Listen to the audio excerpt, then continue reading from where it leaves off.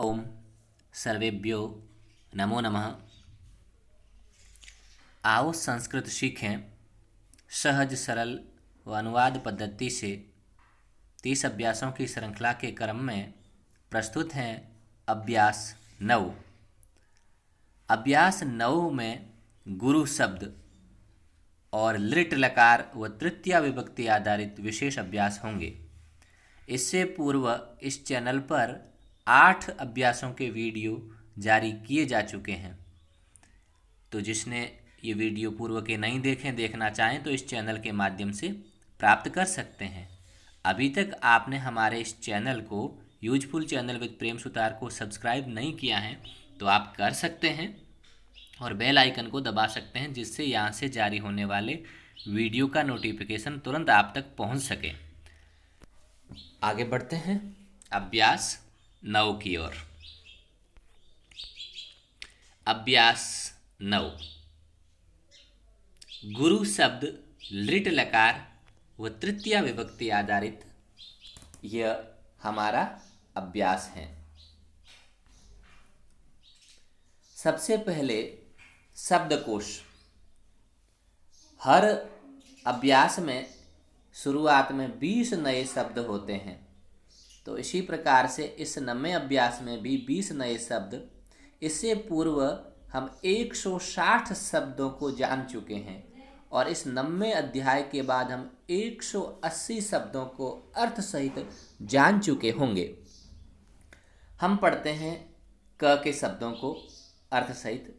गुरु यानी गुरु, शिशु यानी बालक, भानु यानी सूर्य, इंदु यानी चंद्रमा, शत्रु यानी शत्रु, पशु यानी पशु, तरु यानी वृक्ष, साधु यानी सज्जन या सरल या चतुर, वायु यानी हवा, काणः यानी काणा, कर्णः यानी कान, बधिरः यानी बहरा या बहिरा बहरा, विवादः यानी विवाद या झगड़ा, नेत्रम यानी आँख, सुखम यानी सुख, दुखम यानी दुख, हसितम यानी हंसना।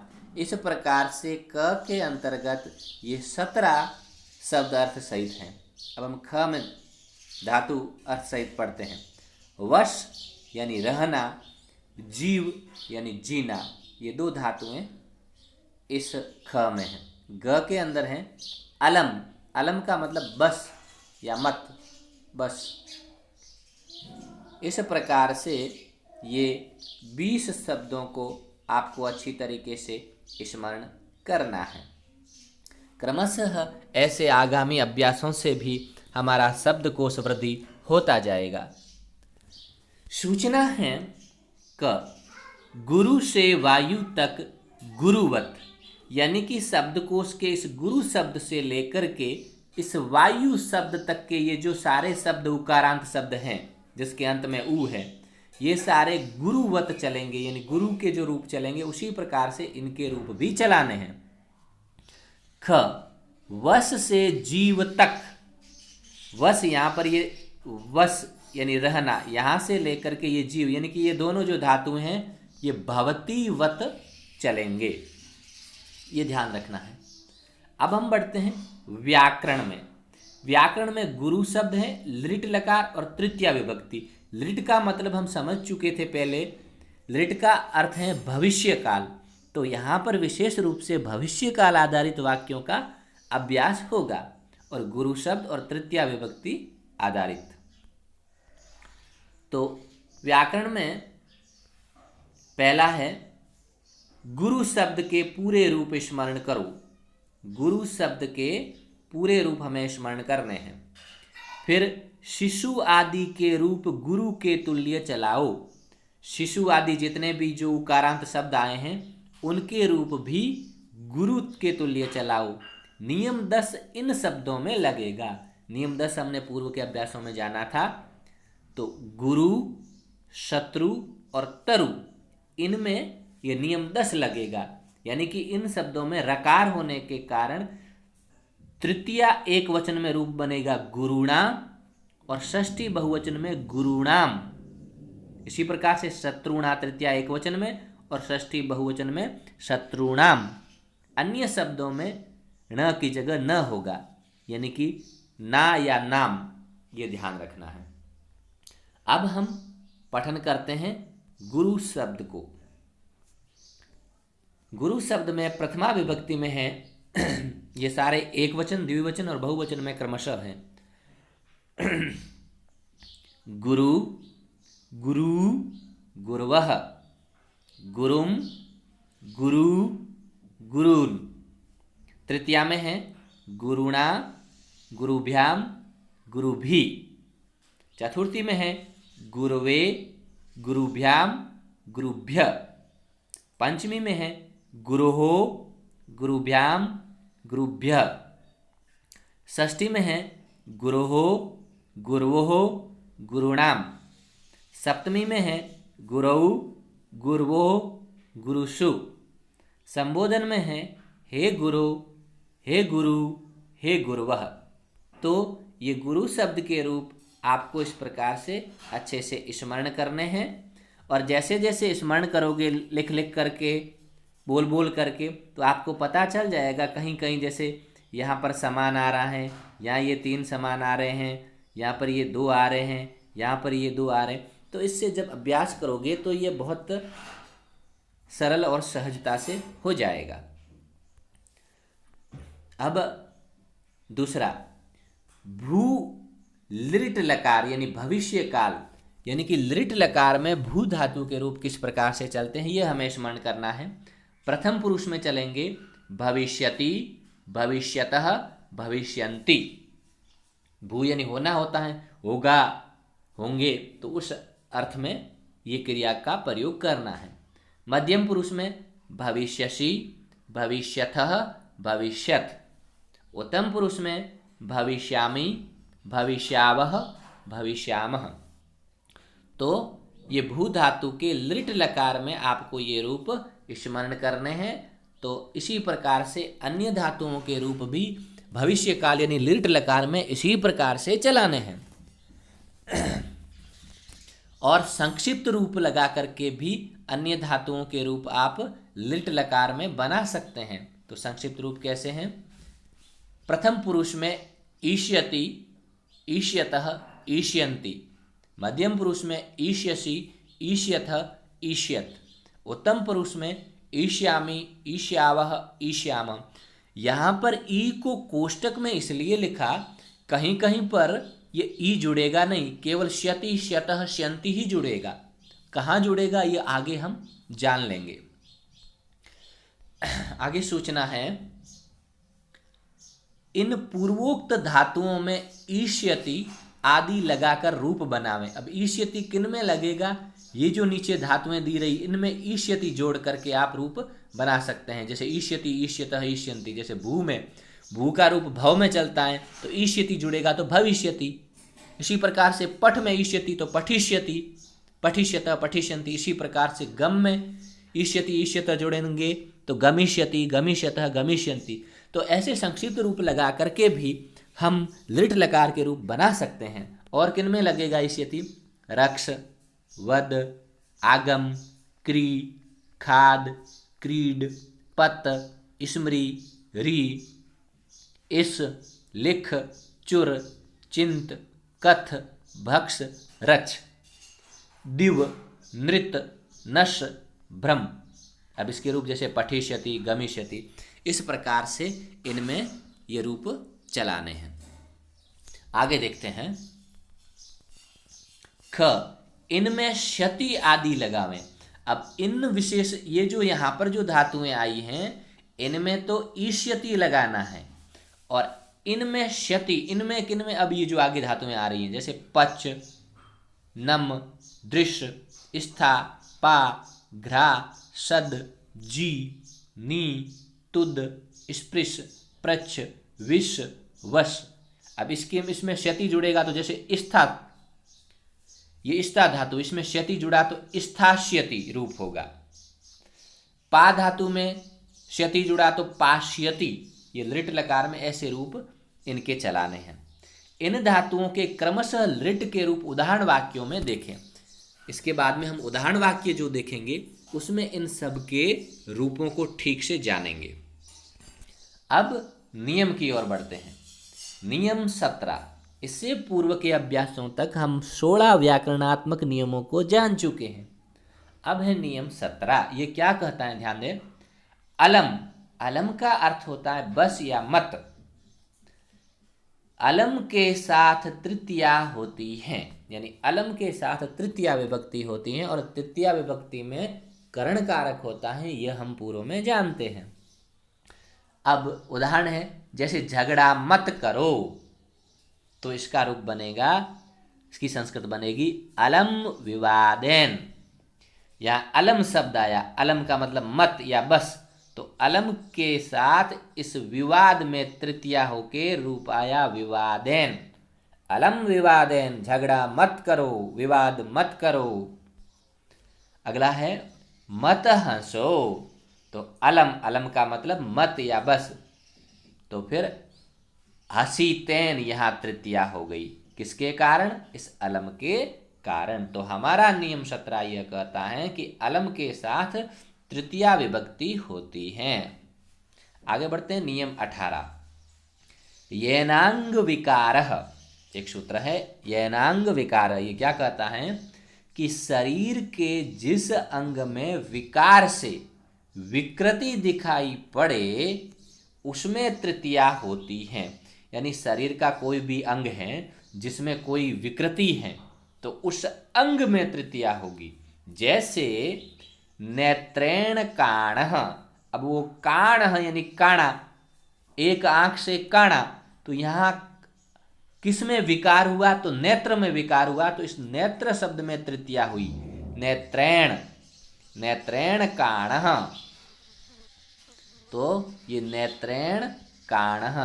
अब यहाँ अंग विकार नेत्र में था, इसलिए नेत्र में तृतीया हो गई। यह हमें ध्यान रखना है। आगे है नियम 19। प्रकृति आदि क्रिया विशेषण शब्दों में तृतीया होती हैं। जैसे स्वभाव से सरल, तो प्रकृत्या साधु।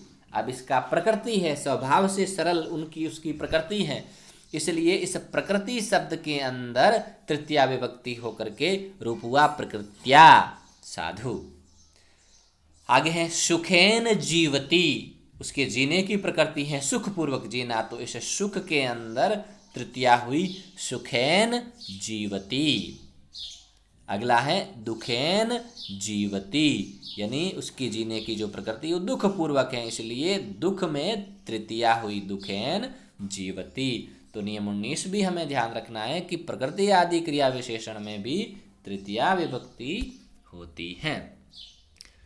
तो विद्यार्थियों, हमने इस अभ्यास 9 के ये शब्दकोश, व्याकरणात्मक शब्द रूप, धातु रूप और नियमों को जानने के बाद अब हम अभ्यास कार्य को देखते हैं। अभ्यास कार्य, वह पढ़ेगा। पहला वाक्य है वह पढ़ेगा, क्योंकि ये पढ़ेगा ये भविष्य काल का वाक्य है। वह को संस्कृत में सह कहते हैं, ये हमें पता है, जो प्रथम पुरुष एक वचन का करता है। अब पढ़ेगा ये भविष्य काल का है, तो क्रिया का रूप हमें भविष्य काल यानी कि लिट लकार की क्रिया का धातु का प्रयोग करना है। तो पठ धातु लिट लकार के प्रथम पुरुष एक वचन में रूप होगा पठिष्यति। तो सह पठिष्यति, वह पढ़ेगा। आगे तू पढ़ेगा, तू पढ़ेगा, तो यहां पर होगा तू को कहते हैं त्वम, और यहां तू मध्यम पुरुष एक वचन का करता है, इसलिए पठ धातु लिट लकार की क्रिया भी मध्यम पुरुष एक वचन में पठिष्यसि यही आएगी। तो सही रूप हुआ त्वम पठिष्यसि, तू पढ़ेगा। तीसरा मैं पढ़ूंगा, ये भी भविष्य काल का वाक्य है। तो मैं को कहेंगे अहम, जो उत्तम पुरुष एक वचन का करता है। पठ धातु लिट लकार में उत्तम पुरुष का रूप होगा एक वचन में पठिष्यामि, अहम पठिष्यामि, मैं पढ़ूंगा। आगे है चौथा, सह गृहिम गमिष्यति, वह घर को जाएगा। यहाँ सह जो है वो प्रथम पुरुष एक वचन है, इसलिए गम धातु लृट लकार का प्रथम पुरुष एक वचन गमिष्यति। यहाँ ग्रहम ये कर्म है, कर्म में द्वितीया हुई, सह ग्रहम गमिष्यति। अब और यहाँ सहकर्ता मान करके अन्य क्रियाओं के रूप को हम ठीक से समझते हैं।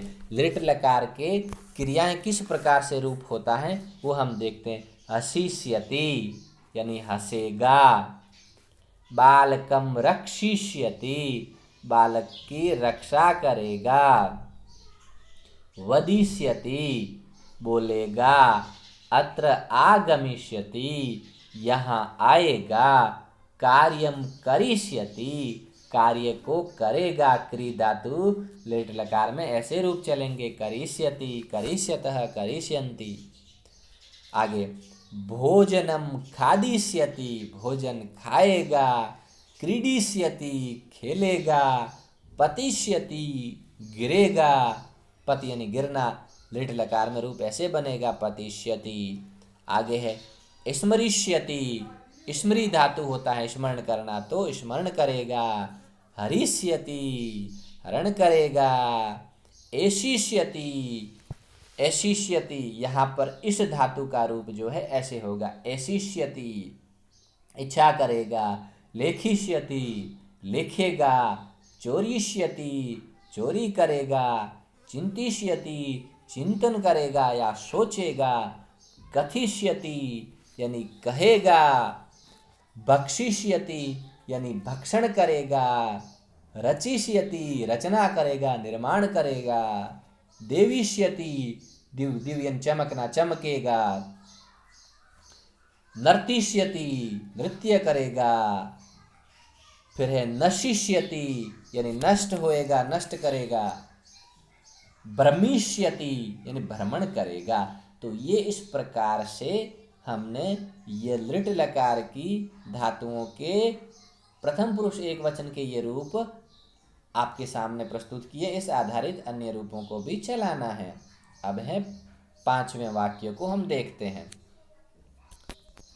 पांचवा वाक्य है सह भोजनम भक्ष्यति, तो वह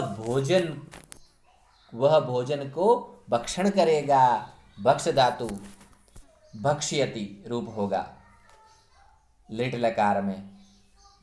अब यहाँ पर देखिए गुरुम नश्यति, अब गुरु को नमस्कार करेगा, नम धातु का लिट लकार में रूप होगा नश्यति, नश्यतः, नश्यन्ति, ये ध्यान रखना है। पुत्रम द्रक्ष्यति, पुत्र को देखेगा, दृश्य धातु के रूप लिट लकार में ऐसे चलेंगे, द्रक्ष्यति, द्रक्ष्यतः, द्रक्ष्यन्ति, ध्यान रखना है। इसी प्रकार से आगे बढ़ते हैं। स्थास्यति, अब इसमें श्यति लग रहा है, स्था यानी रुकना या ठहरना, स्थास्यति ठहरेगा, तो स्था धातु के रूप लिट लकार में ऐसे चलाने हैं, स्थास्यति, स्थास्यतः, स्थास्यन्ति। जलम पास्यति, अब जल को पिलाएगा, तो यहाँ पर पा जो है पीना, पिएगा, जल को पिएगा, तो पास्यति, पा धातु में श्यति लगा तो पास्यति। अन्यों में तो पिब के रूप में चलते थे, पिबती पिबता, लेकिन लिट लकार में मूल धातु पा के साथ श्यति जुड़ा, पास्यति, पास्यतः, पास्यन्ति, ऐसे रूप चलेंगे। पुष्पम ग्रास्यति, फूल को सूंघेगा, अब ग्रा यानी सूंघना मूल धातु होती है। अन्य चारों लकारों में तो जिग्रति, जिग्रतः उस प्रकार से रूप चलते थे, लेकिन लिट लकार में ग्रास्यति, ग्रास्यतः, ग्रास्यन्ति, ऐसे रूप चलेंगे। इसी प्रकार से अगला हम देखते हैं सत्स्यति, यानी यह सद जो धातु है उसके रूप लिट लकार में ऐसे चलेंगे, सतस्यति, ठीक है ना, सद यानी बैठना। इसी प्रकार से शत्रुम जेष्यति, शत्रु को जीतेगा, जी धातु के रूप लिट लकार में ऐसे चलाने हैं, जेष्यति, जेष्यतः, जेष्यन्ति। आगे पुस्तकम नेष्यति, पुस्तक ले जाएगा, नी धातु ले जाना अर्थ में, नेष्यति, नेष्यत, ऐसे रूप चलाने हैं। दुर्जनम तोतष्यति। तो यहाँ पर ये जो तुद धातु होती है उसमें ये रूप बनेगा तोतष्यति, दुर्जन को दुख देगा। तो पुष्पम स्पृक्ष्यति, पुष्प को स्पर्श करना में ऐसे स्पृक्ष्यति रूप बनेगा। प्रश्नम प्रक्ष्यति, प्रश्न को पूछेगा, पृच्छ धातु में लृट लकार में प्रक्ष्यति रूप बनेगा, प्रक्ष्यति प्रक्ष्यतः। आगे आगे हैं गृहिम प्रवेक्ष्यति, घर में प्रवेश करेगा, तो प्रवेश करने में प्रवेक्ष्यति। अत्र वत्स्यति च, तो यहाँ पर ये वस धातु का रूप बना वत्स्यति च। तो इस प्रकार से ये उदाहरण के रूप में आपको क्रियाओं के एक एक रूप जो बताए गए हैं, इस आधारित आपको अभ्यास करते समय ध्यान देना है कि कौन से धातु का रूप लृट लकार में किस प्रकार से चलेगा। अब आपके लिए अभ्यासार्थ यहाँ वाक्य दिए हुए हैं, संस्कृत बनाओ। या क ख ग और घ के अंतर्गत 4 भागों में कुल 34 वाक्य दिए गए हैं।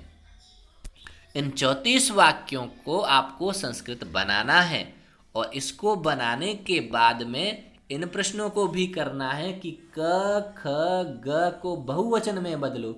ऊपर जो क ख ग यहाँ तक जो 27 तक के जो वाक्य हैं उनको आपको बहुवचन में भी बदलना है।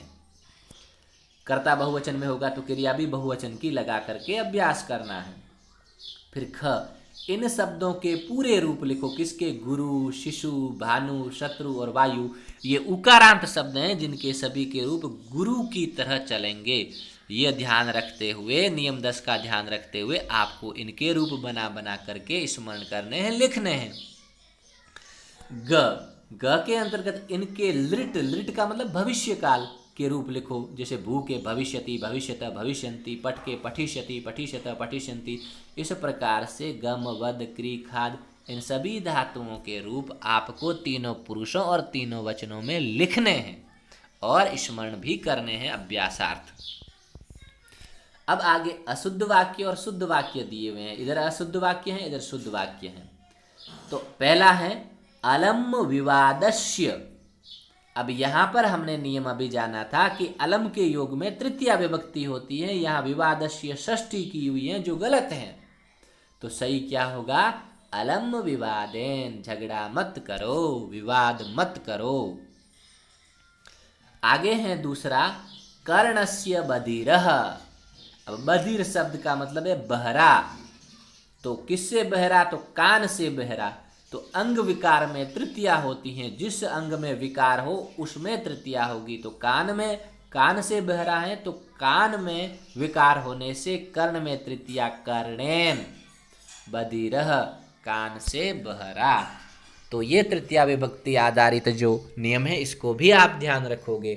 तो ये संस्कृत की जो अभ्यास माला है, जो संस्कृत के प्रारंभिक विद्यार्थी हैं उन सब के लिए भी उपयोगी हैं, और जो संस्कृत सीखने के इच्छुक हैं उनके लिए भी उपयोगी हैं, और जो रीट आदि प्रतियोगी परीक्षार्थी हैं उनके लिए भी उपयोगी हैं।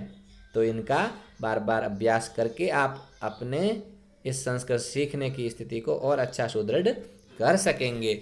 और इस अभ्यास से संबंधित PDF जो है वो भी आपको इस चैनल के इस अभ्यास के साथ ही डिस्क्रिप्शन बॉक्स में इसका लिंक मिल जाएगा। वहाँ से इस पाठ्य सामग्री को आप डाउनलोड भी कर सकेंगे। इन्हीं कामनाओं के साथ ओम शम।